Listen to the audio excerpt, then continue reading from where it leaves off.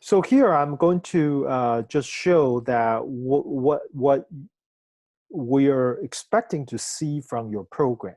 Okay, so we have this base JSON, which is the JSON file that we have as an input, and also we have two other files. This is the update1 file. And the update1 file is the only one with the 3 JSON file I provide has the tag. Okay.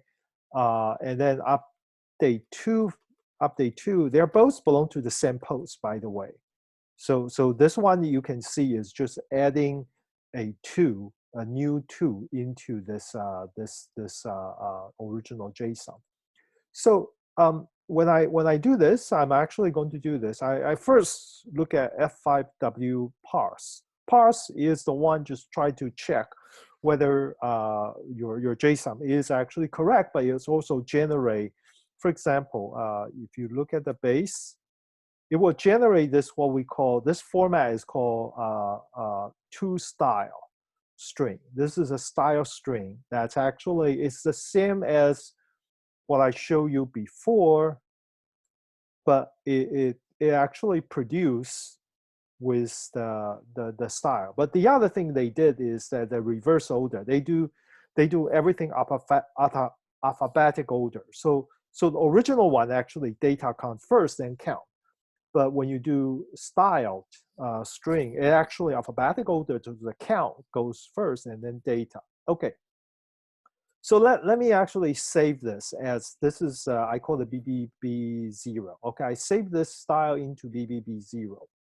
So, okay, I'm going to do HW5 produce, which is the solution for homework assignment number 5, part 1. So if I do this, it will also generate a style string. And I'm going to save this into BBB1.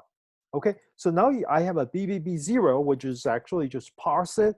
And BBB1 is I actually parse it and put it into the object and call dumpj to reproduce the JSON.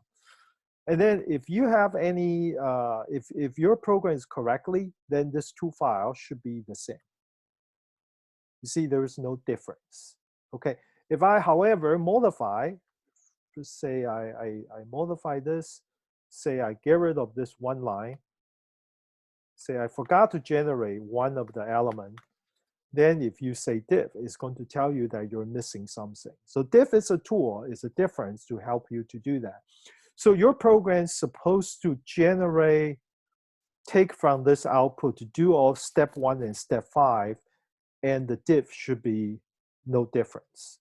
So the diff2 actually help you to do debugging as well, because when I do my development, the first few times when I try to reproduce, I actually missing something. How do I know I missed something? Because I did exactly like this. I did a diff. And the thing is, I see that, okay, this one is here, but it's missing.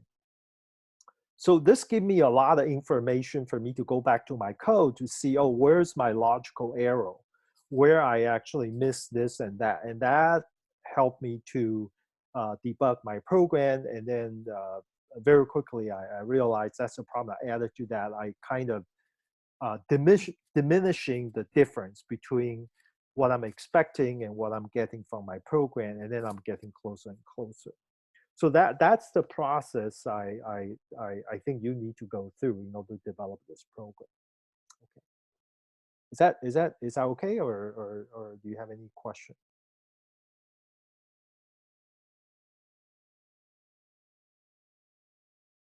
I have a question. Check the chat.